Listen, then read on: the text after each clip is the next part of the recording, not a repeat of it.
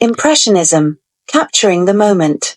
Impressionism, emerging in the late 19th century, revolutionized the art world by breaking away from traditional techniques and academic standards. This movement focused on capturing the fleeting effects of light and atmosphere, often depicting everyday scenes. Impressionist artists worked outdoors, using quick, visible brushstrokes and vibrant colors to convey the essence of a moment rather than its precise details. Key figures like Claude Monet, Edgar Degas, and Pierre-Auguste Renoir were pioneers of this style. Monet's impression, Sunrise, famously gave the movement its name, while Degas's ballet dancers and Renoir's lively social gatherings celebrated life's beauty.